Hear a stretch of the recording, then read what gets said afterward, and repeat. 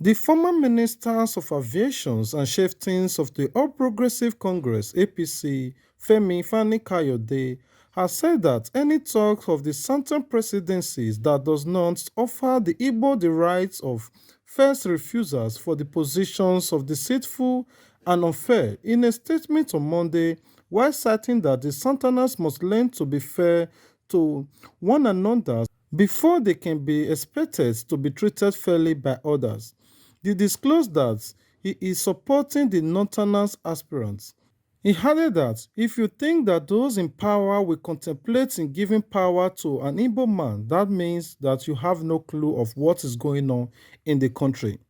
He also said that both the PDP and APC have said no to an Igbo presidency, saying that although they have not said so publicly, that this is the directions of the both parties, just as he has said that if they continue on this path, the only options is for the presidency to go back to the north.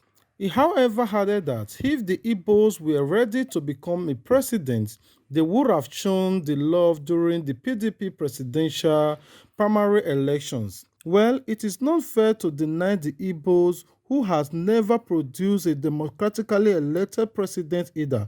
I wouldn't want to emphasize more about this particular interview. I want you guys to listen to it, details in the video. Do you want me to be honest or just speak, political correctness here? But I choose to be honest with you. I choose to be honest with you. And for me to be honest with you, I have to go back a little bit. But let me start with the situation that we're facing in this country today. If you believe that those that are in power in Nigeria today would ever contemplate the possibility of giving power to an Igbo man in 2023 or thereafter, then you still haven't fully understood the challenge and the problem that we have in this country today. You need to understand that the mindset of some of these people, not all, some, but those that Buhari represents, that is his own clique within the Fulani ruling class, not all Fulanis, but his own clique, who are in power today. Their mindset is that the most dangerous people in this country and the people that they must suppress more than any other are the people of the Southeast. And you need to understand that before the Civil War, and I need to go back in history because that's a damn good question and it deserves a clear answer, a thorough answer. Let's go back a little bit. Before the Civil War, these same people, he, for example, was active then. And you need to remember the role that they played on the night of July 29th, 1966, when the Northern Officers counter coup took place. And 300 Igbo officers were killed in one night, including an Igbo head of state. He was involved. And many of them that are running this country in that cabal today were involved or supported it. They said it was to pay back for what had happened in January 15th, 1966. Now, after that, what happened? The same people unleashed their people on Igbo civilians in the northern part of this country, and the figure that is often cited is 30,000 were killed. It's not true. Closer to 100,000. Not only were they killed, people, women had their stomachs cut open, and little babies were pulled out and their heads were dashed against the wall. That is what they did then in 1966, before the Civil War. And the Igbos were slaughtered like flies all over the north by these same people.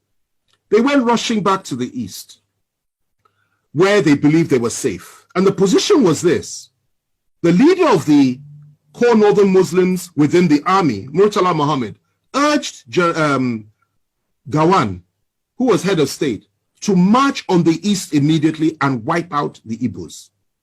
Gawan, to his credit, refused to do that and said, no, let's negotiate.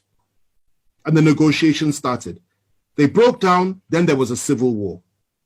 In that civil war, 3 million Igbos were killed by federal forces. They were killed by all of us. I'm from the Southwest.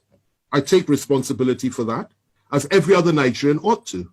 Civilians, not soldiers, 3 million, including 1 million children, subjected to genocide, subjected to mass murder, subjected to ethnic cleansing by us. The war ended. We did not apologize. Instead, what did we do? What did we do? We took all their property in the name of abandoned property. We gave them £20, even if they had £1 million in the bank. And we said, come back, no victor, no vanquished. Biggest lie from the pit of hell. There was a victor and there was a vanquished. And we all know who was who. They came back into Nigeria and we reintegrated them. But even with all the reintegration, no Igbo man could be trusted to be General Officer Command in GOC until Obasanjo came to power in 1999. Igbos were not allowed to rise up within the military or in any power configuration in the country. It was something that was understood, that you never put an Igbo man in a position of real power. You can give him appointments, but you don't put him in a position of real power. Okay. Obasanjo came, made General Abiaku, I think his name was, GOC. And then from there, Jonathan came, he appointed an Igbo chief of army staff. Okay? Yes. My wife is reminding me of the name, Ehejireka. You know, he appointed an Igbo chief of army staff. Okay? And we thought things would go on that way. There would be a reintegration of the Igbos. And Obasanjo integrated many Igbos. People like Obi Ezekwesili, and Uba, so many came in and playing key roles, key positions. We thought things would get better. And unfortunately for us, though, in 2015, everything changed because Nigerians elected, in quotation marks, a man that had, again, I say it again, a different worldview and went back to the pre-1966 disposition and mentality of things. And that position was that Igbos cannot be trusted. Igbos have no rights. Igbos are members of the, he called them 5%, I believe, that didn't vote for him. And his mindset was he will teach Igbos the lesson of their lives. And he has done precisely that. If the killings had stopped then, I would have said, okay, fine. Everything we've said is history. But sadly, it didn't stop. Igbo youths, IPOB youths, Igbo nationalists have been killed under this government. More have been killed than at any other time during this, apart from during the Civil War, under this government. Igbos have been hopelessly marginalized by the government. Igbos have been treated with contempt by this government. Not just Igbos, Southerners, Christians, and Middle Belters. They've added that one as well. And that's what's going on. And what the Igbos was subjected to by all of us in 1966 is what we are all being subjected to now by those that are around Buhari. Now, going to your question, given all that, and before I come to that, let me just add this. IPOB says they want to have a referendum. They want the right to self-determine. And you label them as terrorists when none of them has ever carried a gun, as far as I'm aware. I was in prison with Nnamdi Kanu. I had extensive discussions with him. I got to know him. I understood his mindset, and I could feel his pain for his people.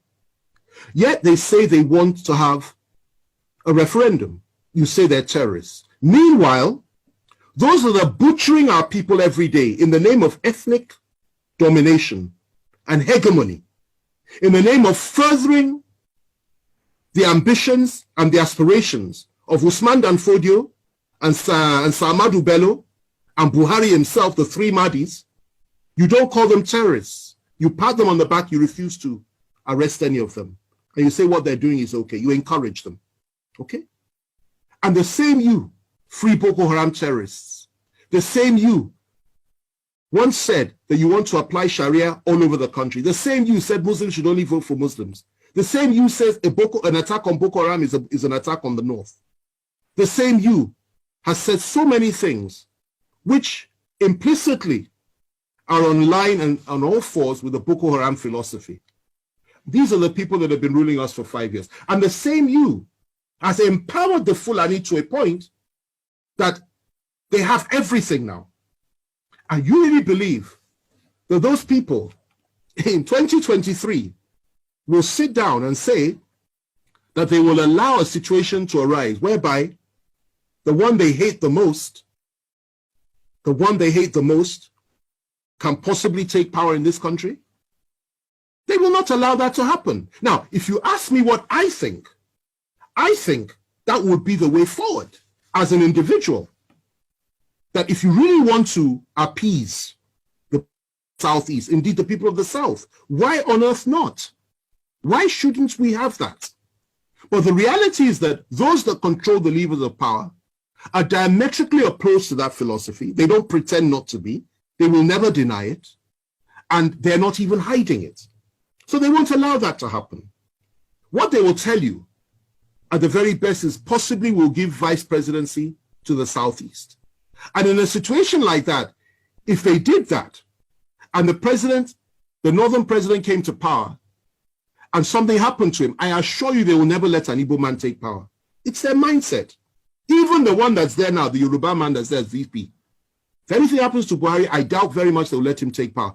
The position that they have adopted is that power must remain in the North, in perpetuity for as long as possible. And they have rationalized it over and over again. So that's the situation that we're in. But left to me, two things. The first thing is this.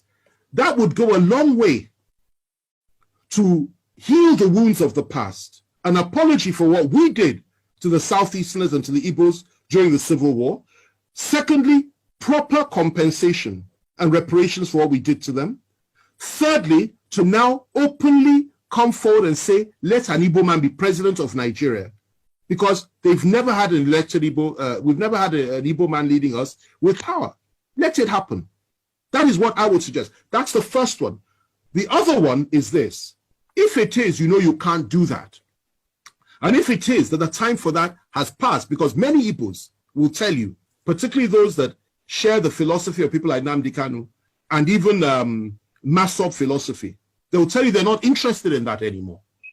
Then the other thing you can do is say, allow them to determine their own future, just as the people of Scotland were allowed to determine theirs, just as Britain, the United Kingdom, was allowed to determine hers when it came to Brexit, just as so many other countries in the world, through a referendum and exercising the right of self-determination. And I think that would make far more sense than to say just give them an Igbo presidency, which you and I know is not likely to happen. Let me end with this, okay?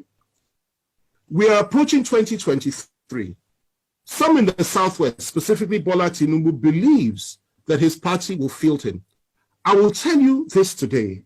He has made the biggest mistake of his life. They will not support him. Their position is to keep the presidency in the North. And even if he manages to clinch the nomination for the APC, they will now shift their support to another party that will field a Northern candidate. Mark what I'm telling you today, because I've been right 9 times out of 10 when it comes to these predictions. I've been right. And I'm telling you, I'll be proved right again. That is the mess that we're in this country. So your aspirations are legitimate. You have every right to have an Igbo president.